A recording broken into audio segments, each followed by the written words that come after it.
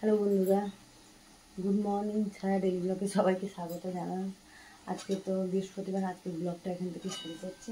এই যে রান্নাঘরে চলে এসেছি, আর রান্নাঘরে এসে দেখছি আজকে ডিম সেদ্ধ করছি। আজকে ডিম রান্না করবো, আর ডিম সেদ্ধ করছি। ডিম কষা খাবে বললো, তার ডিম সেদ্ধ করছি এখানে। আর এখানে একটু আলু ভাজছি। আজকে ভাত অনেকটা বেঁচে গেছিলো, তা ফ্রিজে আর তুলিনি। ভাতটাকে আমি জল ঢেলে দিয়েছিলাম, ভাবলাম পান্তা খাবো, তাই যে আলু ভাজা করছি পান্তা খাবো বলে এখানে কড়াতে যে আলু ভাজছি। আর পাউরুটি, যে কোয়াটার পাউরুটি আছে, ছেলে কোয়াটার পাউরুটি দিয়ে ডিম দিয়ে খাবে, ডিম টোস্ট। মেয়েকেও তাই কোয়াটার পাউরুটি দিয়ে ডিম টোস্ট করে দিয়েছি।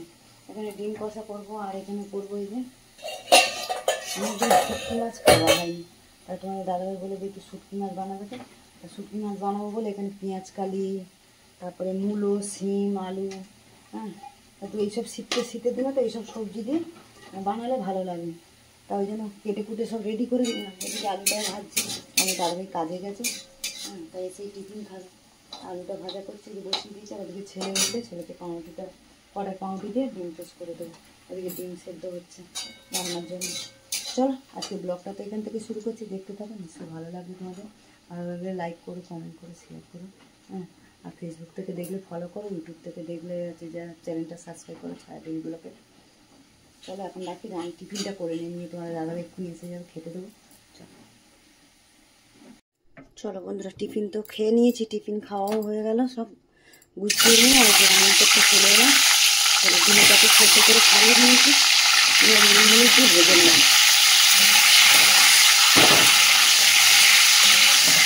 ডিমটা ভেজে নিই এদিকে। আর এদিকে যে ছোটো মাছ রান্না করবো, তার জন্য যে গরম জল করে আমি ভিজিয়ে রেখেছি, ছোটো মাছটা ভিজিয়ে ছোটো করে কেটে নিয়েছি, ভিজিয়ে রেখেছি। পড়ে জল আলাদা ভিজিয়ে রেখেছি যেন। ডিমটা ভেজে নিই, তুলে নিয়ে ডিম কষাটা আগে করে নিই, তারপরে ছোটো মাছটা রান্না করবো। চলো ডিমটাকে ভেজে তুলে নিয়েছি, তেজপাতা একটা ফোড়নে দিলাম, আর পেঁয়াজ কুচি করে রেখে দিয়ে দিলাম, পেঁয়াজটা দিয়ে দিলাম। চলো পেঁয়াজটা ভাজা হোক, ততক্ষণ আমি এদিকে মশলাটা রেডি করবো। পেঁয়াজটা ভাজা হোক ততক্ষণ। চলো বন্ধুরা, পেঁয়াজটাকে লাল করে ভেজে নিয়েছি, এর মধ্যে এই যে মশলা দিয়ে দেবো। আমি একটু অল্প করে আদা রসুন বাটা নিয়েছি, নুন হলুদ, একটু লঙ্কার গুঁড়ো নিয়েছি, ওদিকে আমি কাঁচা লঙ্কা বেটে রেখেছি টমেটোর সাথে, একটু জিরের গুঁড়ো, একটু ধনের গুঁড়ো, সবই মশলা অল্প অল্প করেই নিয়েছি। এবার ডিমের ঝাল করবো তো, অতিরিক্ত তো মশলা লাগবে না, এই জন্য অল্প অল্প করে মশলা নিয়েছি।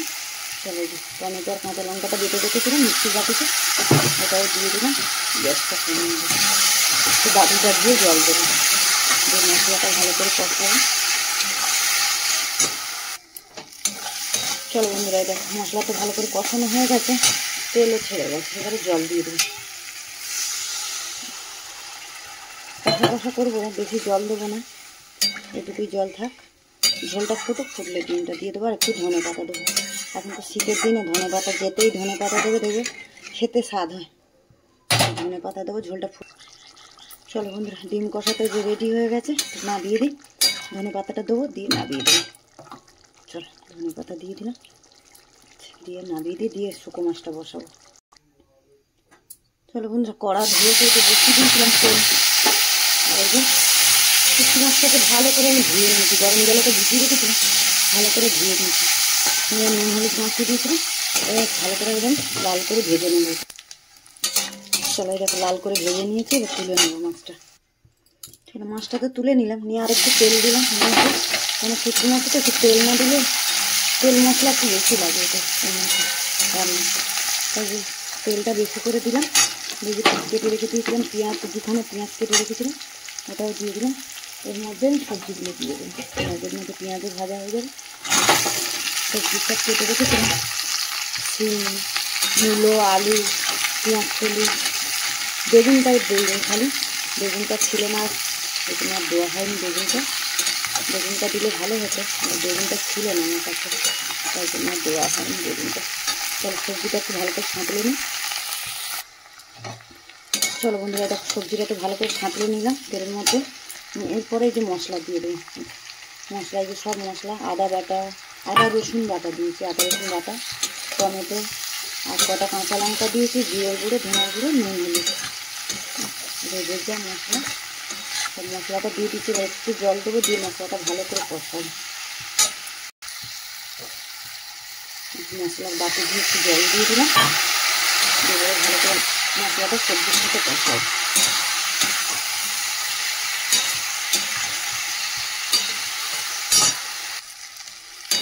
দেখুন সবজিটাকে ভালো করে মশলার সাথে কষিয়ে নিয়েছি, একদম ভালো করে অনেকক্ষণ ধরে কষালাম। অল্প একটু জল দিয়ে দেবো, কারণ সবজিটা সেদ্ধ হতে হবে তো। সেদ্ধ হয়ে গেছে, অল্প একটু শক্ত আছে, অল্প জল দিয়ে মাখা মাখা করে তো গ্যাসটা কমিয়ে রাখবো। সেদ্ধের উপরেই মাছটাও দিয়ে দেবো আমি। মাছটাও ভেজে রেখেছিলাম, মাছটাও দিয়ে দিলাম। সবটা হতে থাকে। ওদিকে ভাতের জলও বসিয়ে দিয়েছি।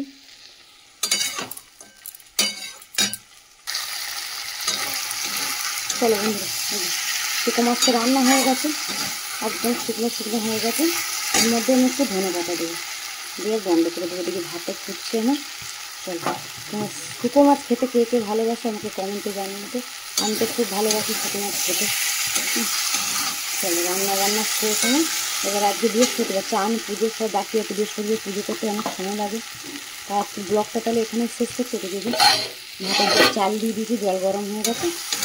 রান্না শেষ করে এবার এগুলো গোছাবো রান্নার জায়গা, তারপরে চান পুজো। তাহলে আজকে ব্লগটা না এখানে শেষ করতে, দেখা হচ্ছে পরের ব্লগে। চলে টাটা।